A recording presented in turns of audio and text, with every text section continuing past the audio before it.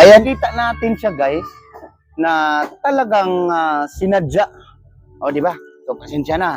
Nabibigatan ako guys.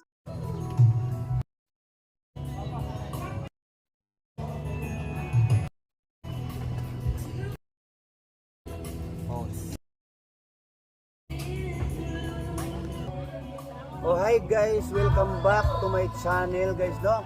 And then for today's video guys, ay tatalakayin natin ito o search natin itong bato. I-share ko sa inyo guys itong bato na nakuha, aksidenteng nakuha ng ating katiits na naghuhukay siya gamit niya itong shovel dito sa kanyang area. So keep on watching na lang at i-share ko sa inyo kung ano yung kahulugan nitong bato na ito na may hole sa gitna.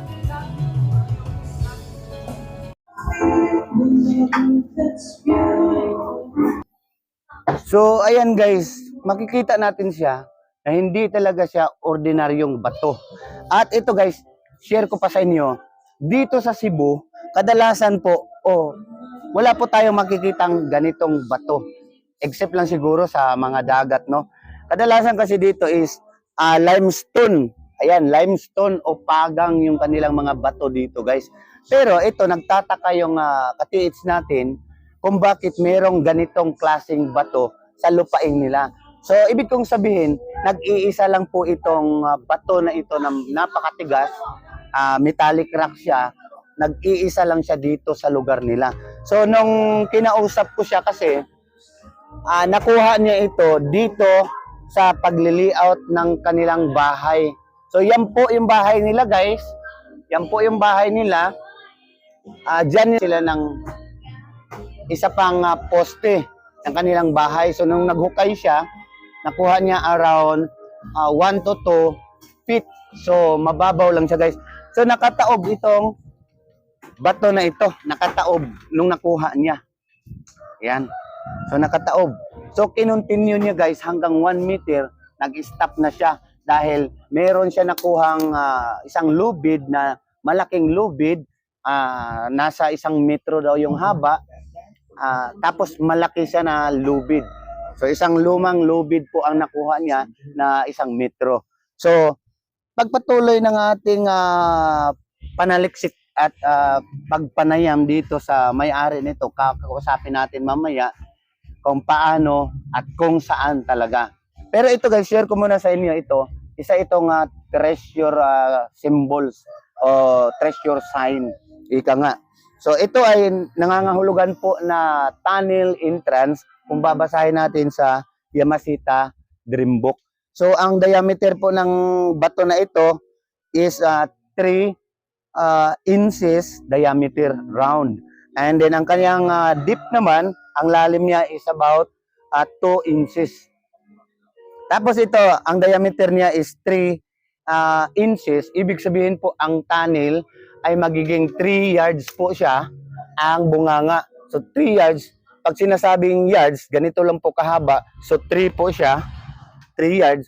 So medyo malaki kunti yung bunganga ng kuweba according sa sign na ito guys. Dito po na poste na ito guys, ito po yung sinasabi ko kanina na hinukay nila. So nung naghukay sila dito, ito po yung nakuha nila. Dito po, ganito po ang posisyon niya. So nakaganyan po siya guys. Yan. So nakataob po siya around 1 to 2 feet. So ganito lang kalalim hanggang nakuha niya yung lubid doon. So ayun guys, ayon po sa aking experience, no, and din sa aking mga research about doon sa treasure signs and symbols, ay ano po siya, pag-hole kasi o yung butas sa nasa bato, pag malaki po siya na bato, so ang ibig sabihin po niyan, inside the rock or rock enclosed treasure lang po siya. Pero yan po ang palatandaan ng mga giveaways. Pero sa ganitong sitwasyon guys, ay maliit lang po siya na bato, tapos itinaob. So ang ibig sabihin po niya, entrance to tunnel. So syempre, naka-facing downward po siya into earth. So ibig sabihin, sa ilalim po siya. So, babasihan natin yung kanyang diameter is 3 to 4 inches. So, i-convert lang po natin siya ng 3 to 4 meter down below. So, ayan po guys, oh. Kung talagang artifact siya o di kaya mga gamit ng mga sinaunang tao na posibleng sabihin nating anong tawag dito sa Tagalog? Yung bang ang tawag dito? Panggiling ba? O basta, yung pang-crush ng garlic. Di ba? Yung pang-crush ng garlic, yung pang, ano siya? So, pwede rin. Pero, ito naman ay napakatigas na klaseng bato. Pwede rin sabihin natin ganun. Pero, nakapagtataka po siya guys dahil hindi po siya naka-standing position. Kung sabihin natin artifact siya, talagang nilinisan sana ditong sa kanyang likod para po tumayo ng husto para po pag anong tawag nito? Pag-crush nga ng garlic or mga seasoning, di ba? Like paminta, ganun guys, di ba? Pero pag dekorasyon naman siya, posible rin, kaso lang wala po siyang stand. Ayan, tignan nyo, hindi naman po siya tatayo kusa.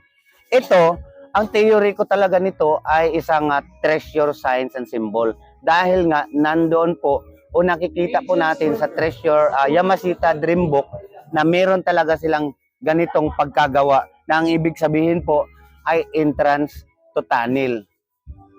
Ayan, kung kayo po ang tatanungin ko po guys, kung ano talaga ito. Ayan, i-comment nyo nga dyan sa ating comment section kung ano yung mga theory ninyo. Basta ako guys, ito ay isang treasure signs and symbol.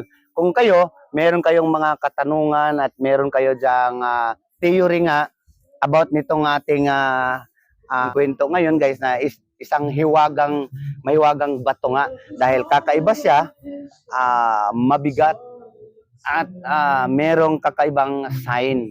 So kung kayo ang tatanungin nga dito sa ating vlog ngayon kung ano ang dahilan nito o kung ano ang ibig sabihin nito. Basta sa akin guys, nagkukwento tayo ng about treasure hunting. So ito'y nasa libro na talagang sinadyang itinaob ng mga Hapon para po hindi siya makita basta-basta ng mga treasure hunters, ika nga.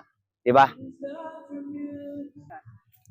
Ayan po guys, dito sa kanyang pinaglalagyan nitong mahiwagang bato nga, ay makikita natin guys na meron dito nakahilirang old bamboo tree. Ayan po yung old bamboo tree, isa, at meron pa ditong isa pa na kinuha na ng may-ari, sinunog guys at inalis ginawang bakuran. At ito yung pangatlo. Ayan po, ito yung pangatlo at yun naman po yung pang-apat na nandun sa may tagiliran. Ayan, kung titignan natin siya sa alignment of tree about treasure markers, ay nakahilira po siya from east to west. So, from east side to west, and then dito naman po sa aking harapan, dito nga yung bahay na dyan po nakuha yung bato nga na may hole. Ayan. Keep on watching na lang guys at papakita ko rin sa inyo yung aerial footage nitong ating area. Papalipad ko yung aking drone para maipakita sa inyo guys. By the way, thanks for watching guys sa aking channel. Maraming salamat sa inyong suporta at